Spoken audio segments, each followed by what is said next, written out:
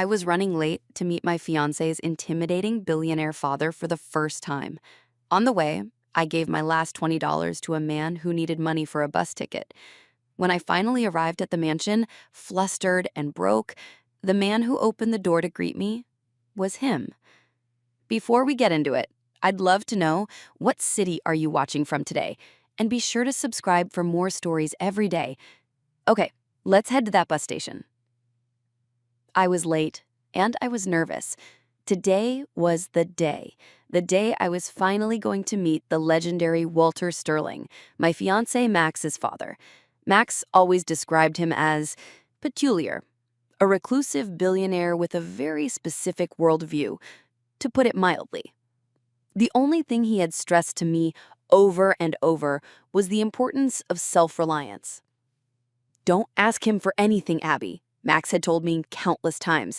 "He values people who can stand on their own 2 feet." Little did I know how literally I was about to take that to heart. I had taken the bus to the center of his wealthy, secluded town and was at the terminal, waiting for a taxi to take me to the Sterling estate. I had planned everything down to the minute. Impeccable outfit, prepared talking points, a managed, calm exterior, or so I hoped. I was checking the time on my phone when an older gentleman approached me. He looked weary, might be the right word.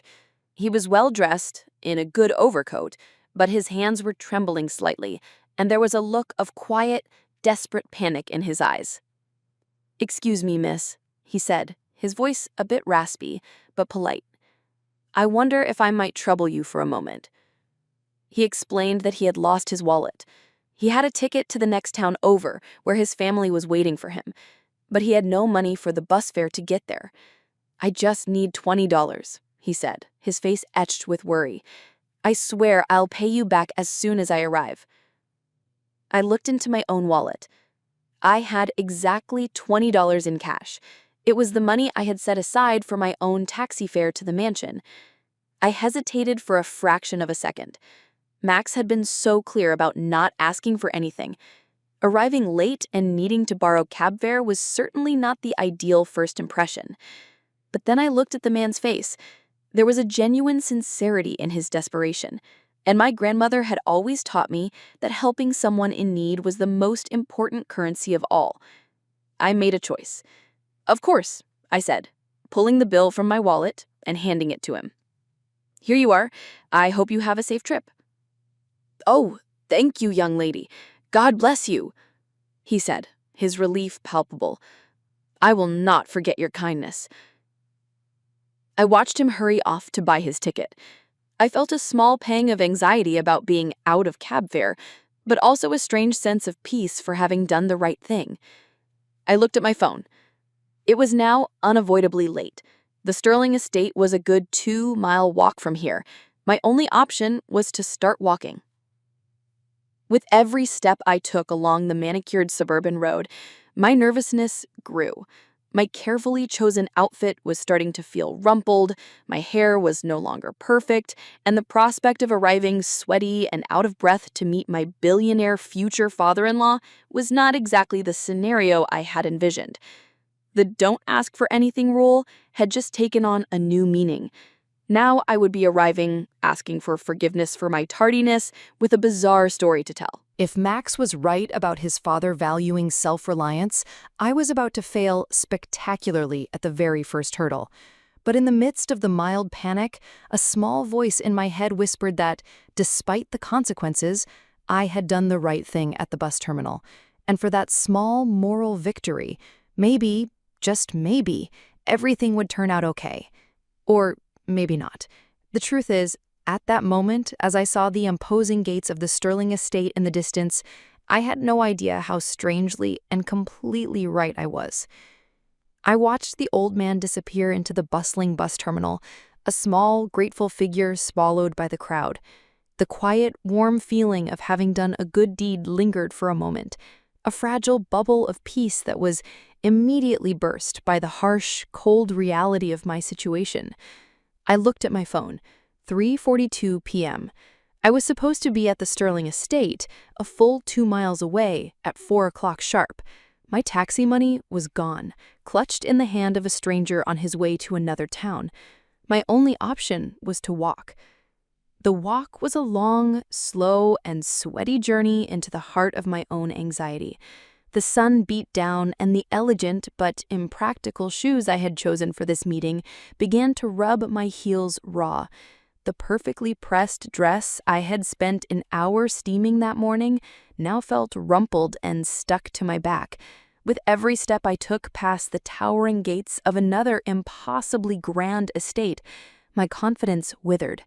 I was a fraud, a simple middle-class girl about to present herself to a king in his castle, and I was arriving late, on foot, and looking like I had just run a marathon. My fiancé Max's panicked words from our phone call that morning echoed in my head. My father values self-reliance, Abby. He despises excuses. Just be on time and look the part. That's half the battle.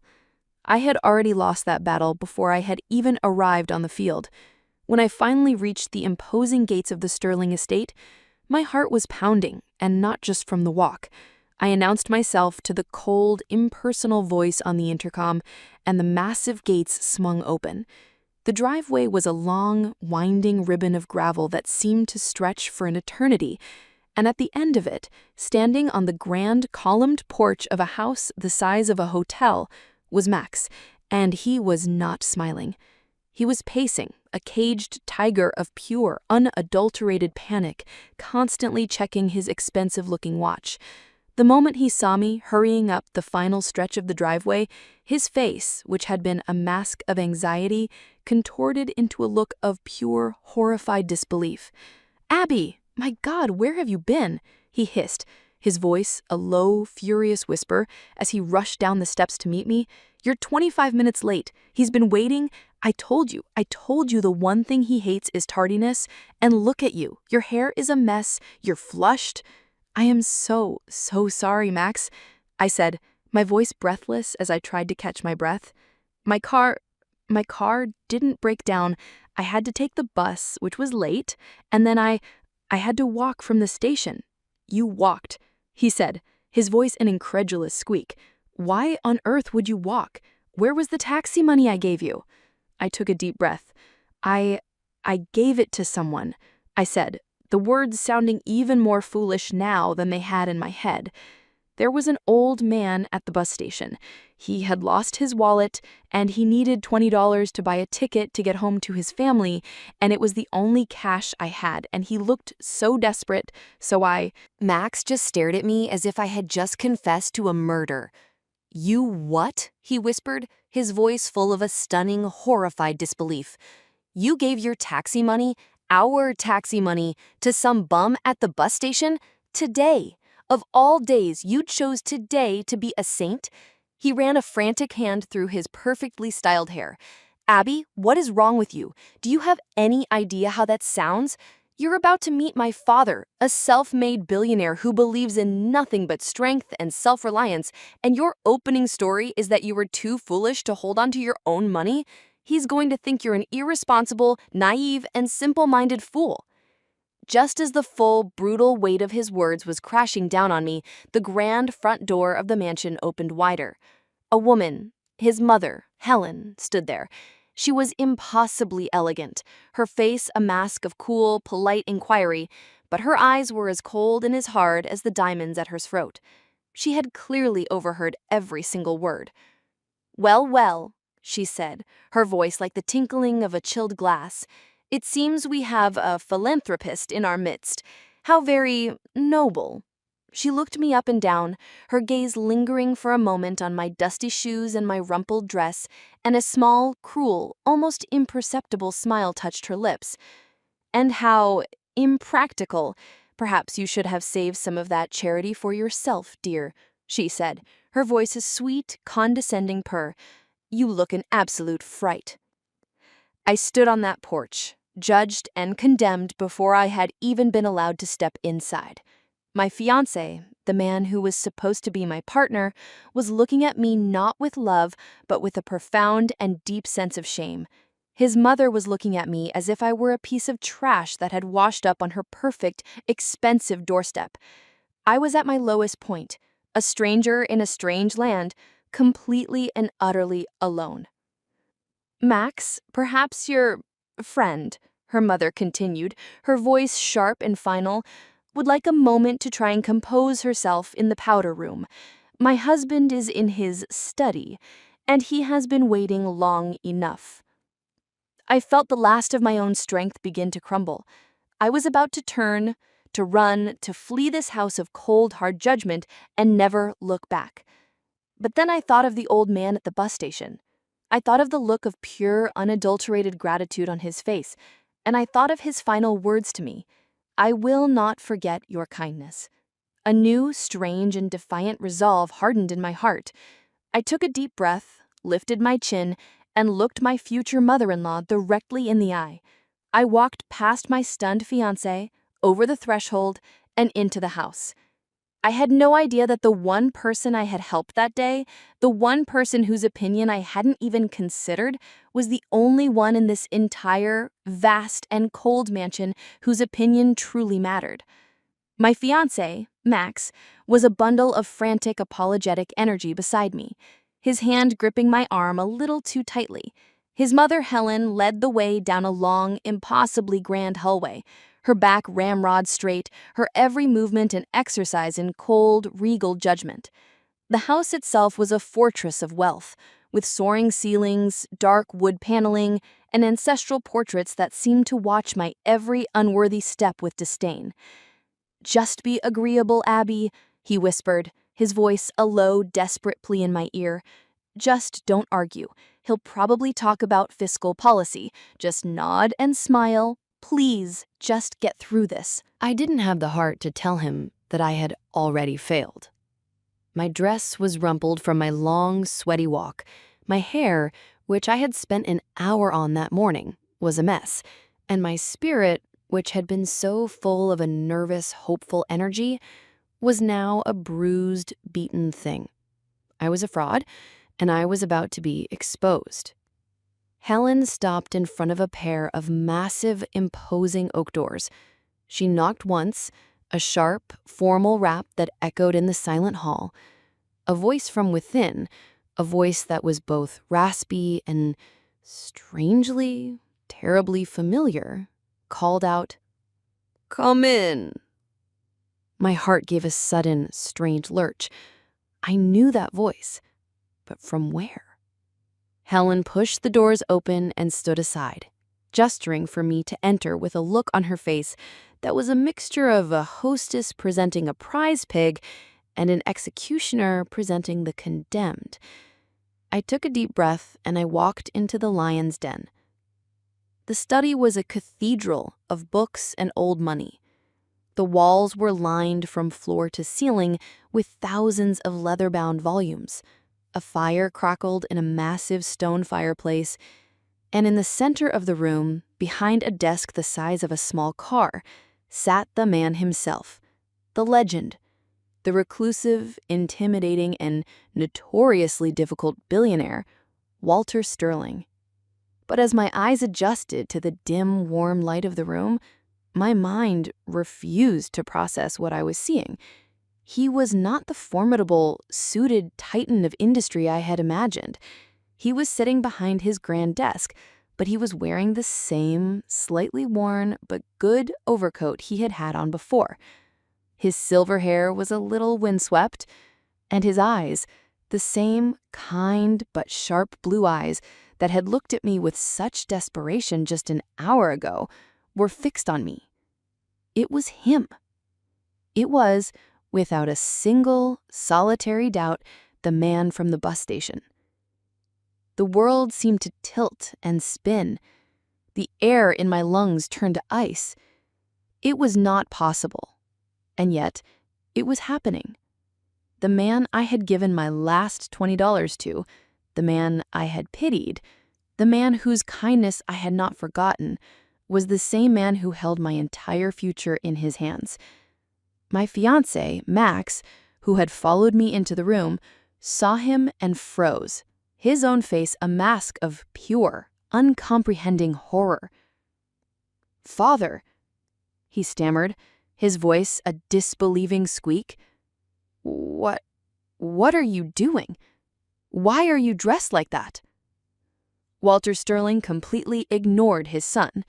He ignored his wife, who was standing in the doorway, her own face a picture of confusion. His eyes, full of a warm, genuine, and deeply knowing amusement, were only on me. "Abigail," he said, his voice the same raspy but kind voice I remembered so well. "I am so very glad you could make it." He stood up from his grand leather chair. "I trust your walk wasn't too unpleasant." The question was a bomb, detonated in the quiet, tense room. It was a confirmation. He knew. He knew I had been late. He knew I had walked. He knew exactly why. I watched as the color drained from Max and Helen's faces, as the impossible, catastrophic pieces of the puzzle slammed into place in their minds. The late arrival, the disheveled appearance, my bizarre story about giving my last cash to a stranger at the bus station. It had all been a test, a secret, brilliant, and utterly ruthless test of character, and they, in their panic and their snobbery, had just failed it in the most spectacular way imaginable. Walter reached into the pocket of his overcoat and pulled out a single, crisp $20 bill. He walked around his massive desk and placed it gently on a small table in front of me. He said, "I believe I owe you this, my dear, and my most profound gratitude. Now, please, come in. Have a seat." He then looked at his stunned, horrified wife and son, who were still frozen in the doorway. His warm smile vanished, replaced by a look of cold, hard disappointment that was a terrible thing to behold. "Helen? Max," he said, his voice now a quiet, dismissive command. "You may wait for us outside. It seems Abigail and I have some very important things to discuss, alone." I walked further into that magnificent study, not as a terrified, unworthy supplicant, but as the only guest who had been truly invited inside. I had been so afraid of failing their test of wealth, of status, of appearances. I had had no idea that the only real test was one of kindness, and that I was the only person in that entire, magnificent, and very cold family who had just passed. I walked into the lion's den, not as a victim to be devoured, but as an honored and utterly bewildered guest. The heavy oak doors of the study closed behind me with a soft, definitive click, shutting out the sight of my fiancé Max's pale, horrified face and the sound of my future mother-in-law, Helen's sharp, panicked whisper. For the first time, I was alone with the ghost of the Sterling family, the reclusive, eccentric, and now, to me, profoundly human Walter Sterling. The study was a world unto itself. It was not the cold corporate office of a billionaire. It was the warm, cluttered sanctuary of a scholar. Books, thousands of them, lined the walls from floor to ceiling. Ancient maps were framed on the walls, and the air smelled of old paper, leather, and the faint, pleasant scent of cherry pipe tobacco. He gestured for me to sit in one of two large, worn leather armchairs in front of a crackling fireplace. He sat in the other. "I do hope you'll forgive the theatrics, Abigail," he began, his voice the same kind, raspy tone I had heard on the park bench. "It is a rather unorthodox method of introduction, I admit, but I have found, over the years, that it is the only reliable one." I just looked at him, my mind still reeling, trying to reconcile the two versions of this man, the powerful, feared billionaire and the kind, shivering stranger I had given my last $20 to. He seemed to understand my confusion. "When you have a great deal of money," he said, a look of profound, ancient weariness in his eyes, "it becomes a kind of wall, a thick, soundproof sheet of glass between you and the rest of the world. People don't see you anymore. They see a symbol, a resource, a bank vault. Their kindness is a performance. Their respect is a calculation. It is a profoundly lonely existence." He leaned forward, his intelligent blue eyes fixed on mine. "So, years ago, I started conducting these small, private experiments. I step out from behind the glass. I become a nobody. A janitor, a gardener, a lost old man at a bus station. It is the only way I can see people for who they truly are when they think no one of importance is watching." He then spoke of his son, my fiancé, Max, and his voice was filled with a deep and deeply painful fatherly love. "My son," he said with a sigh, "is a good boy. He has a kind heart, but he is weak. He was raised by his mother in a world of appearances, of status, of a constant, terrified fear of what other people think. He is terrified of me, not because I am cruel, but because he is desperate for an approval I have always found it difficult to give. He lives his life trying to please people like his mother, people who value all the wrong things." He then looked at me, and his expression softened. "But you," he said, "you are different.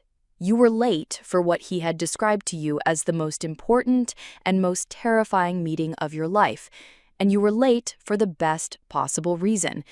You were late because you chose kindness over punctuality. You chose compassion over appearances. You sacrificed your own comfort, your own advantage, for the sake of a complete and worthless stranger." He gave a small, wry smile. "That is not weakness, Abigail. That is the only real, true strength there is in this world." I was overwhelmed, unsure of what to say. I did what I thought was right," I whispered. "Precisely," he said, his eyes glittering. "Which brings me to the real reason for this meeting. This was not just a test to see if you were worthy of my son." He stood up and began to pace in front of the fire. "Max will inherit my company, my fortune. It is his birthright. But an empire without a conscience, without a moral compass, is a destructive and ugly thing. He has the business sense, but he lacks the spine. He needs a partner. Not just a wife, but a true partner. Someone to be his conscience, to be his anchor, to remind him of what truly matters." He stopped and looked at me. "He needs you, Abigail. Not just in his life, but in his business. I want to offer you a seat on the board of the Sterling Foundation, our family's philanthropic arm. I want you to be the one to guide its future, to ensure that the fortune I built is used for good, not just for the accumulation of more pointless wealth." I was speechless. A seat on the board? He wasn't just approving of me. He was offering me a position of immense power and responsibility within his own world. I finally found my voice. It was a small, quiet, but steady thing. "I would be honored, Walter," I said, "but I will only accept on one condition." His eyebrows shot up in surprise. No one, I imagined, gave Walter Sterling conditions. I said, "You have to start being a real father to your son.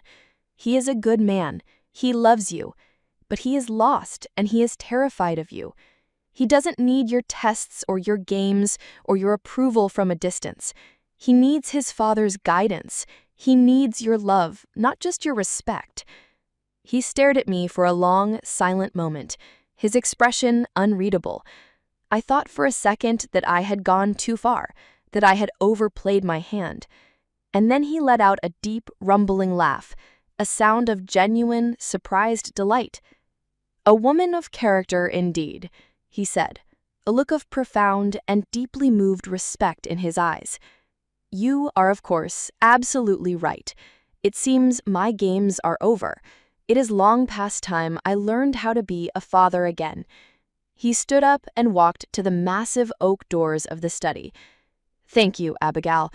You have given this old man a great deal to think about." He pulled the doors open. Max and Helen were standing in the hallway, their face a mask of anxious, terrified anticipation. My new father-in-law looked at his son, the son he had just called weak, and for the first time since I had met either of them, I saw a look of real, true, and unguarded fatherly love in his eyes. "Son," he said, his voice a low, gentle command that was a world away from his earlier growl. "Come in here. Your fiancé and I have just made a decision about the future of this family, and it is long past time you were a part of it." Max stepped into his father's study, his movements hesitant, like a man entering a foreign country without a map. His mother, Helen, followed, her earlier icy composure now completely gone, replaced by a look of bewildered, anxious uncertainty.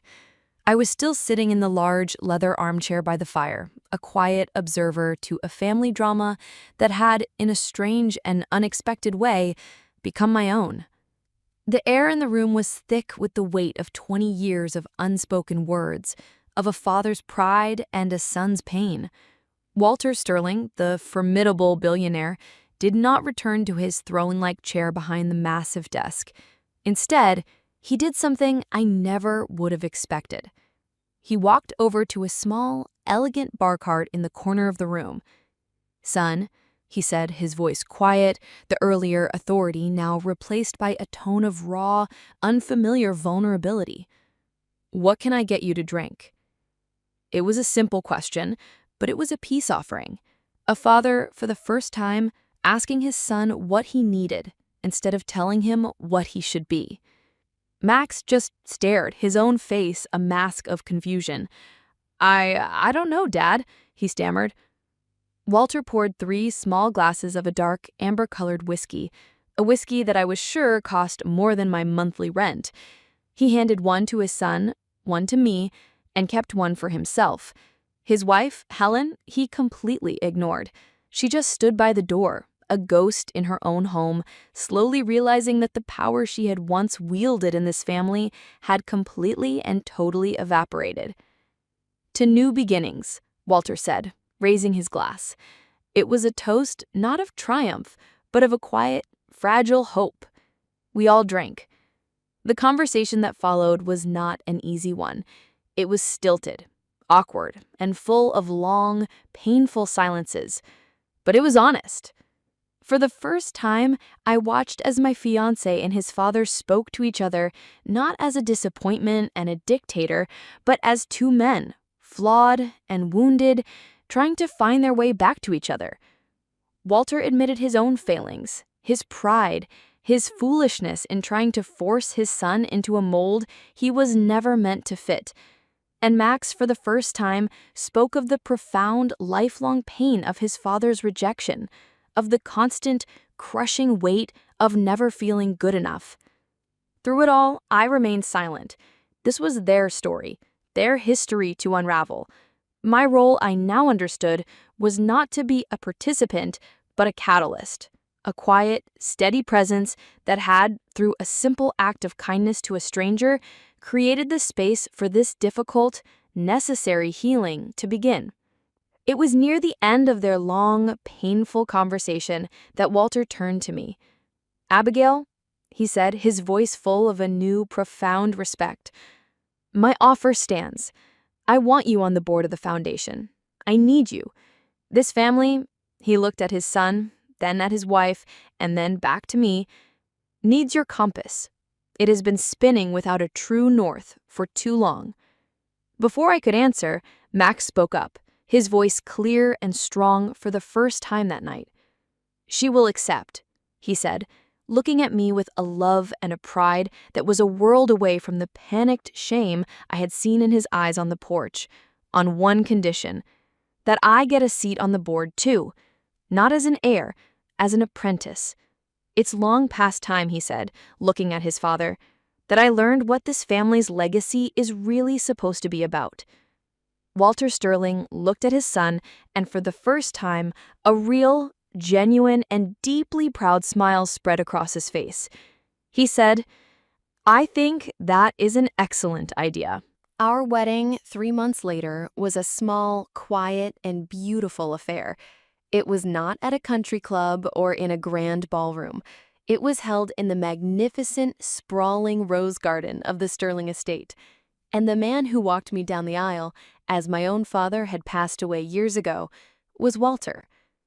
I looked out at our small group of guests. I saw my fiancé, my partner, my equal, waiting for me at the altar, his face full of a new, quiet confidence. I saw his mother, Helen, chastened and humbled, but with a new, real warmth in her eyes as she looked at me. And I saw Walter, the old man from the bus station, my father-in-law, my boss, my friend, his eyes shining with a pride that was no longer a test, but a gift. My vindication was not in a moment of triumph or in a sudden inheritance. It was in the quiet, profound, and beautiful reconstruction of a broken family. I had arrived on their doorstep, late, broke, and terrified of their judgment. I had failed every single one of their superficial tests, but in doing so, I had passed the only one that truly mattered. I had shown them that the greatest currency in the world is not the money in your wallet, but the kindness in your heart. And that was a lesson that had made all of us, in the end, richer than we could have ever imagined. An absolutely beautiful story about how a simple act of kindness can change a family forever. What do you think of Walter's unusual method of testing people's character?